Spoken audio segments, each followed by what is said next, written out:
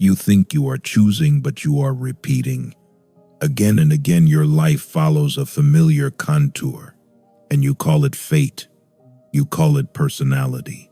But beneath it all, there is a repetition, compulsion, a silent orbit around pain, unprocessed, desires unmet, and truths unspoken.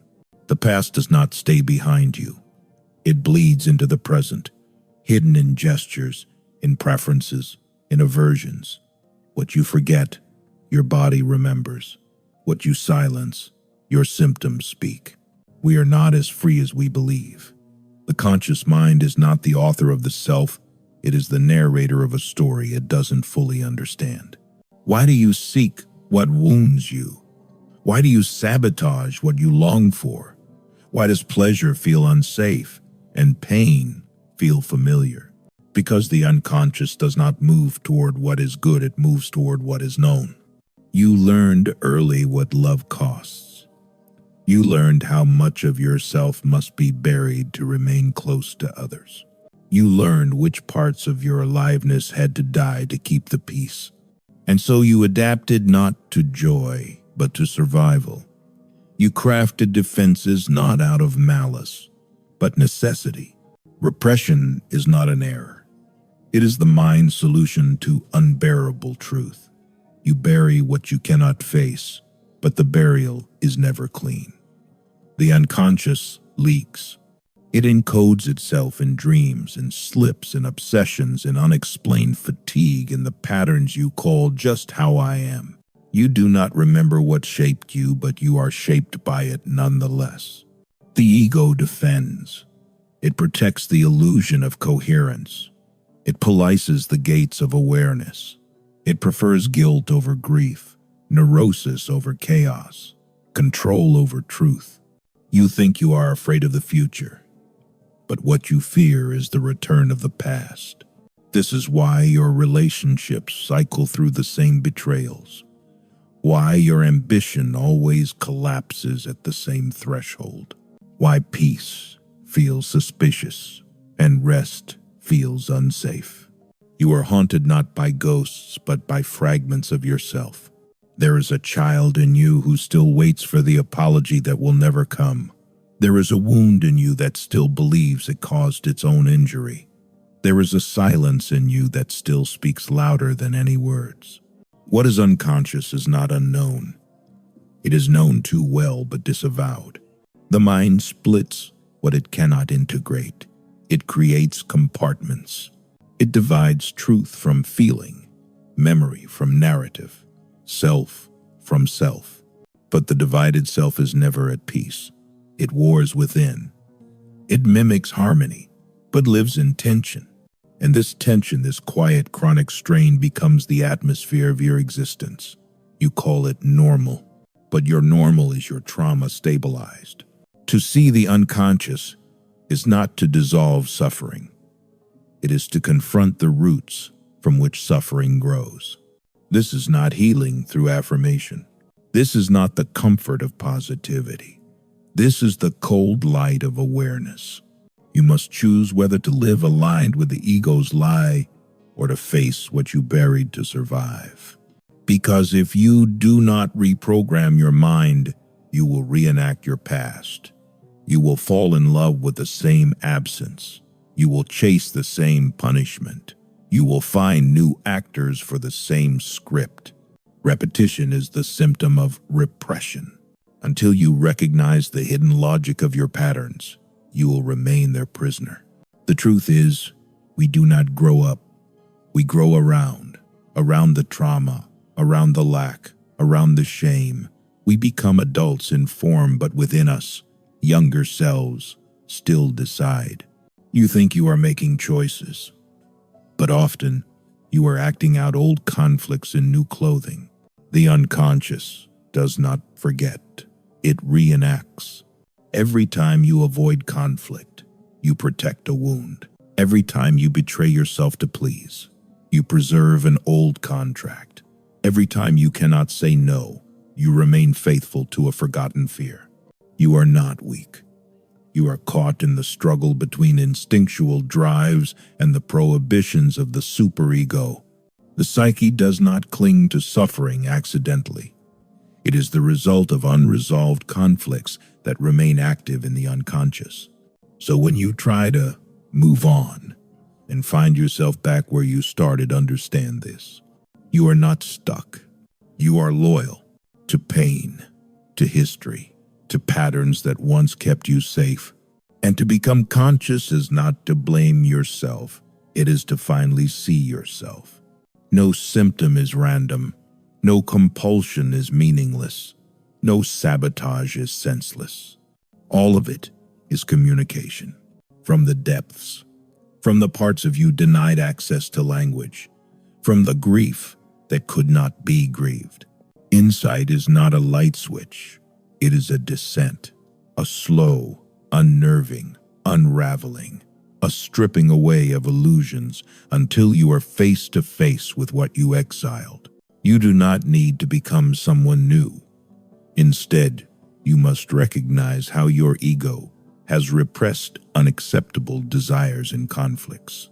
This painful awareness, the lifting of repression, is the first step toward resolving the unconscious tensions that have dictated your behavior. To reprogram the mind is not to overwrite it. It is to recover the original script, not the one you tell yourself, but the one you've been unconsciously performing. And then, only then, can you choose to speak what was silenced, to feel what was split, to remember what was repressed. The past is not behind you. It is within you waiting. Repetition is its language. Suffering is its call. Recognition is its redemption. So listen, beneath the silence, beneath the symptom, beneath the story, something in you remembers. Something in you resists. Something in you survives. But surviving is not living, and healing is not returning to who you were. It is becoming who you are when the past no longer dictates the present. Until then, you will be called back, again and again, until you turn inward, until you look where it hurts, until you stop asking why it keeps happening and start listening to what it's trying to say. Because the unconscious is not your enemy. It is your history trying to be heard.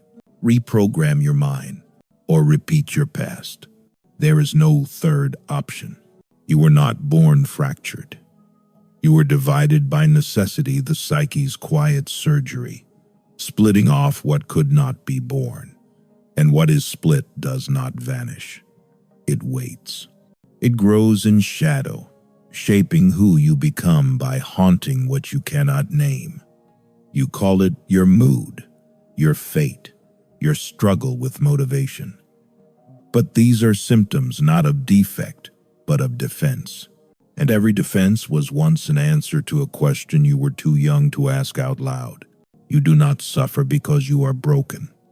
You suffer because part of you still believes that your pain must remain hidden to be loved. Because somewhere deep inside, you learned that being fully seen would mean being left.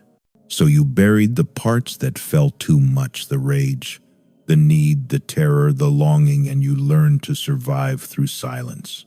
Not a peaceful silence, but the kind that vibrates beneath the surface. The kind that hardens into anxiety, into numbness, into a fatigue no rest can cure. The unconscious is not behind you. It is beneath you, beneath your explanations, beneath your language, beneath the story you tell to make sense of what hurts. And down there, time does not move forward. The child remains. The wound persists. The original dilemma, how to be yourself without being abandoned, still trembles in your daily choices. You hesitate not because you are indecisive, but because part of you still scans every moment for threat. You procrastinate not because you're lazy, but because action carries the risk of exposure. You fear being seen because somewhere along the way, visibility meant danger. It meant judgment. It meant rejection. And so you crafted a mask, not out of vanity, but out of self-preservation. A self curated to be acceptable, to be chosen, to be safe. But the cost of this adaptation is your aliveness. And now, even in moments of success, you feel empty. Even in relationships, you feel alone. Because the one being loved is not fully you. And still, the psyche remembers. In dreams that break the rules of logic, in symptoms that feel alien yet familiar, in the intensity of your reaction to something seemingly trivial. These are not flaws. They are signals, communications from the parts of you still trapped in time. What you call self-sabotage is often self-protection misapplied, outdated, unconscious. What you call overthinking is often a form of surveillance, trying to prevent the past from reoccurring. What you call detachment is often the residue of having once needed to feel nothing in order to survive everything. The mind stores what it cannot metabolize. It encases it, wraps it in defenses, but the body keeps the score. The stomach clenches, the chest tightens, the jaw locks. There is no forgetting, only displacement. What cannot be spoken is acted out on yourself, on others, in your relationships, your work, your patterns. And yet, you keep moving, because to stop would be to feel, and to feel would be to touch the original wound, the one around which your entire life has been organized in avoidance. No one escapes this architecture, not because we are doomed, but because we are formed through loss. The loss of total connection, the loss of innocence, the loss of what we needed and never received. And this loss is not tragic in the poetic sense. It is mundane, intimate, invisible, but it shapes everything. To be born is to be introduced to lack, and from this lack, desire is born. Not desire for objects, but for completion, for return, for a wholeness that memory falsely promises. And so we chase lovers, success, control, enlightenment, as if something out there could finally quiet the ache within. But the unconscious does not want peace. It wants recognition. It wants you to see what you once had to ignore, to feel what you once had to numb, to remember not the facts, but the feelings, the confusion, the terror, the shame. And this is why healing hurts. Because it requires that you stop abandoning the very parts of you that were abandoned. That you stop betraying yourself in the ways you were once betrayed. That you stop reenacting the very dynamics that once crushed you, hoping this time it will end differently. It won't, not until you interrupt the repetition. Not until you trace the pattern back to its origin. Not until you stop asking, "What's wrong with me?"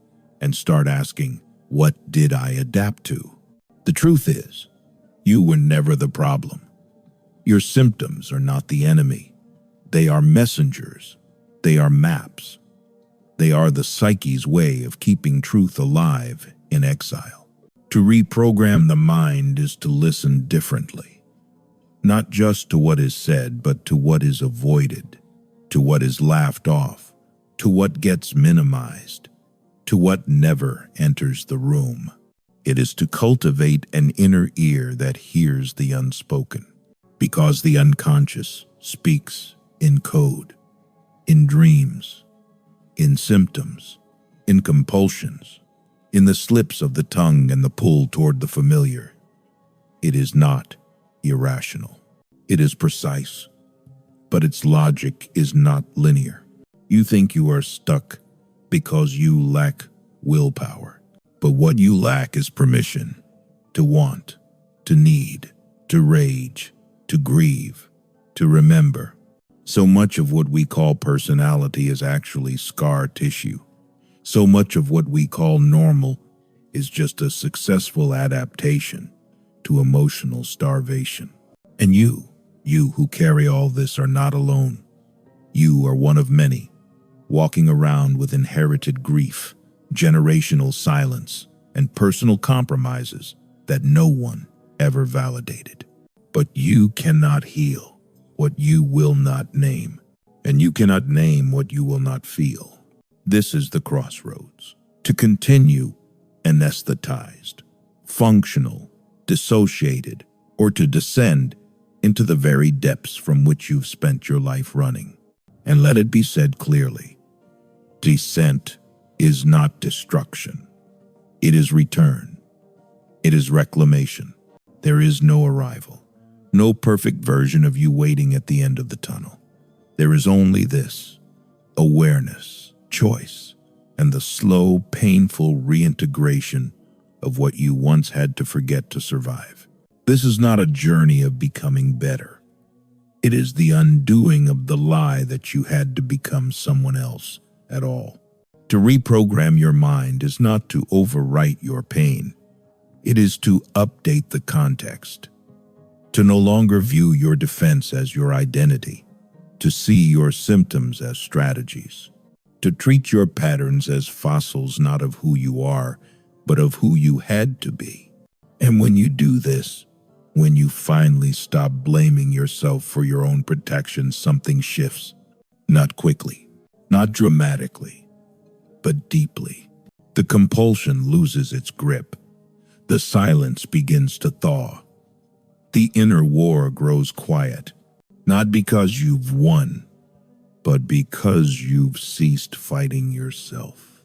And in that space between the old reflex and the new awareness, there is room for something else. Not peace, not yet, but truth. And in truth, there is ground. And on that ground, you can stand, not as a perfected self, but as a whole one. And wholeness is not purity. It is not a state of constant clarity or perpetual calm. It is messier than that, full of contradiction, ambivalence, tension. Because to be whole is to hold what the psyche once split. Rage beside tenderness, grief beside longing, guilt beside desire.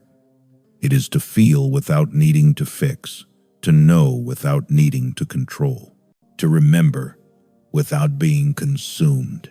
This is not transcendence, nor a mystical return.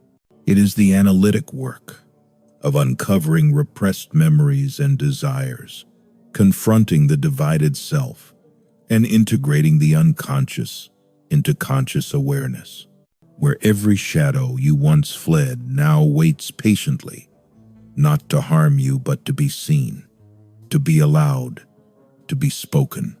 And you will resist this. You already do, not because you're weak, but because the unconscious resists being made conscious. It guards its contents with ferocity, because they were buried for good reason, not arbitrarily, not carelessly. You repressed to live, and now, to live fully, you must reverse what once saved you. This is why it's so hard. Why the same insights don't lead to change. Why understanding is not enough. Because the ego knows, but the body remembers. And what was somatized cannot be theorized away.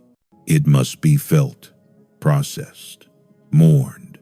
Grief, true grief, is not just for what was lost, but for what was never allowed to be. For the self you never got to live. For the childhood that was managed rather than lived. For the versions of you that adapted so thoroughly they forgot their original shape. And mourning is not depression, it is recognition.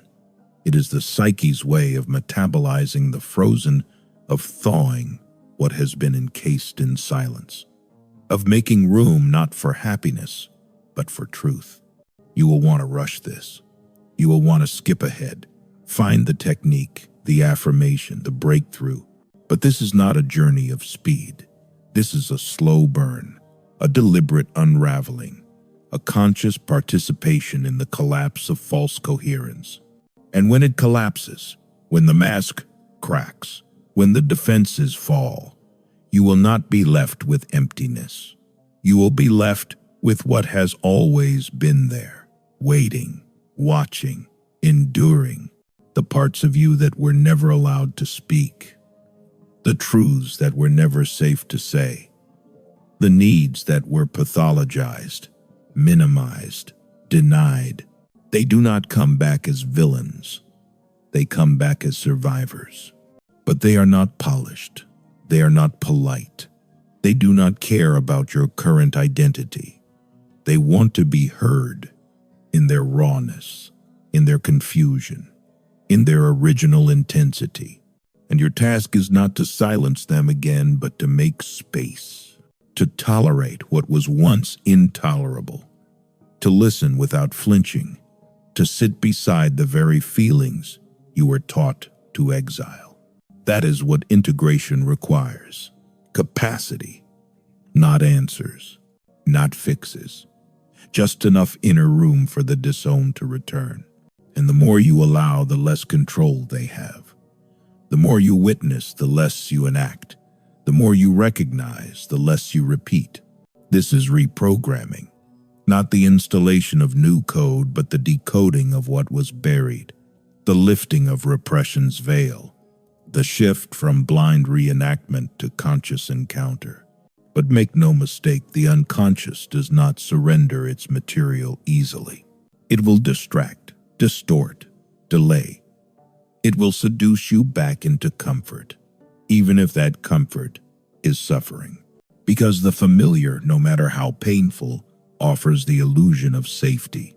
You will need to return again and again, not to suffering, but to yourself. Each time a little deeper, each time a little clearer, each time with a little more courage to feel what once felt fatal. And there will be moments where you want to forget, to numb, to disavow. That's part of the process too. Resistance is not failure. It is fidelity to the very system that once kept you alive. But you are no longer that child, and your environment is no longer the battlefield it once was. But your nervous system does not know this yet. It needs to be shown, slowly, gently, relentlessly, until your body stops bracing, until your breath no longer tightens at kindness, until joy doesn't feel like a setup for loss, until love isn't a negotiation with self-erasure. This is not magical. It is mundane, but it is sacred. Because to reclaim the exiled parts of the self is to undo a lineage of silence. It is to interrupt the intergenerational logic of shame. It is to become at last an ally to your own soul. Not because you have eradicated pain, but because you have ceased abandoning the one who feels it. And that one, the wounded self, the shadowed self, the forgotten self, is the gateway, not to bliss, but to reality. And only in reality can the unconscious speak its final truth. That what was broken in you was not your nature, it was your connection to others, to safety, to the right to exist as you are. And now, through recognition, not repair, you begin again.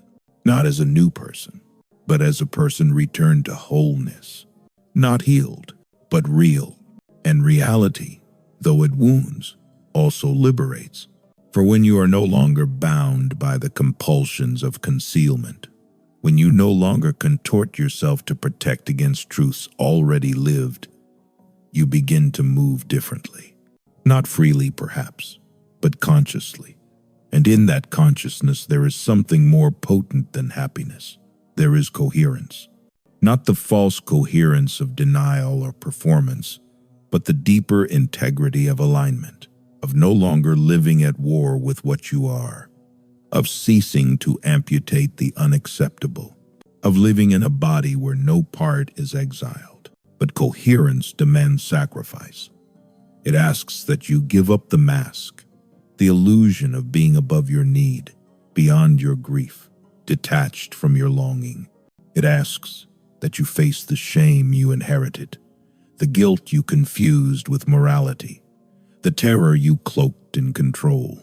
This is the descent, the movement, not upward but inward, down into the strata of the psyche, where the earliest templates still live.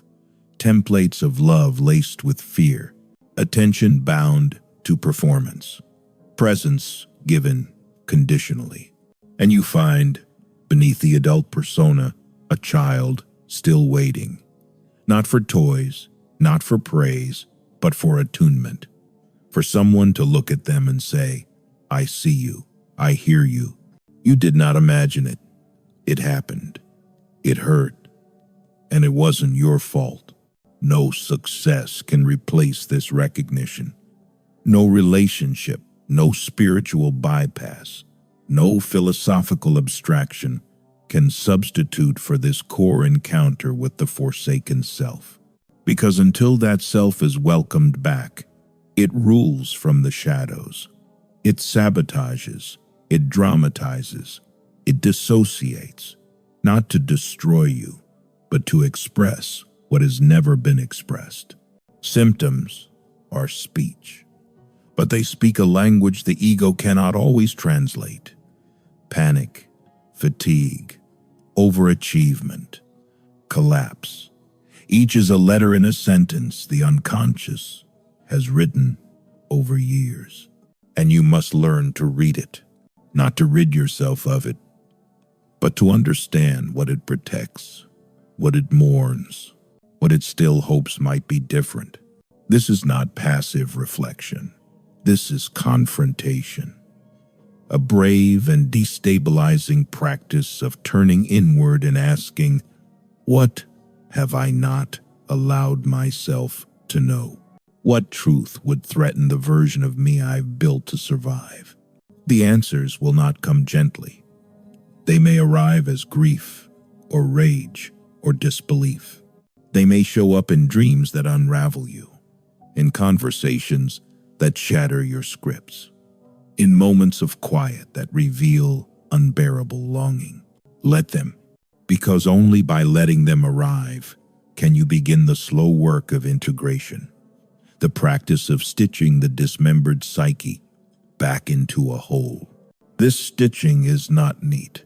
There will be seams, scar tissue, uneven edges. But there will also be depth, complexity, and the steady reanimation of a self that no longer needs to perform its acceptability. And that is what it means to reprogram the mind, not to erase the past, but to stop dragging it forward in disguise. It is to notice, in the very moment you reach for the old defense, that you now have a choice. It is to witness the familiar pattern, the well-worn pathway, and ask, what would I do now if I were not still living under the laws of a childhood I did not choose?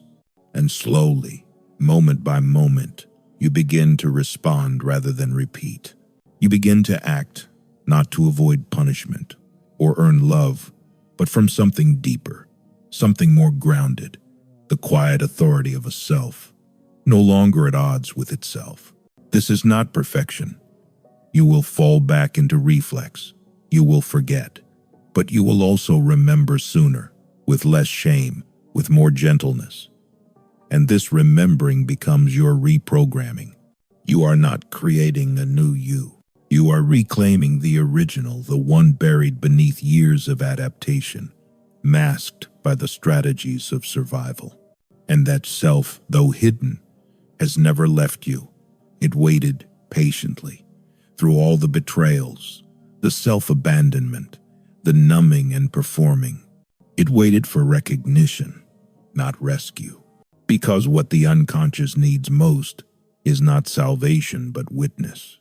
And when you finally see it, not as pathology, not as failure, but as fidelity, everything shifts. Not outwardly, at first, but inwardly. You stop apologizing for your needs. You stop performing wellness. You stop trying to earn what you already deserve. And the world may not understand. It may prefer your mask, your silence, your compliance. But that is no longer your compass. Your compass becomes truth, even when it disrupts, even when it costs, even when it hurts. Because the alternative, the repetition of the unlived life, is no longer acceptable. You do not owe your past eternal loyalty. You do not have to keep reenacting what broke you to prove your worth.